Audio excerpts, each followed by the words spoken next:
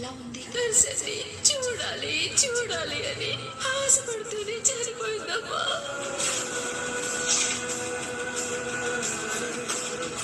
కనీసం ఆ face wash చేసుకో.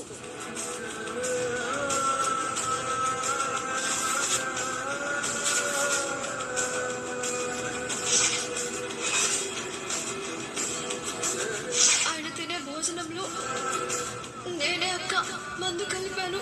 కావాలని విషయం కలపడం ఏంటి? నేను కలిపింది విషయం కాదు, ఒక మందక్క.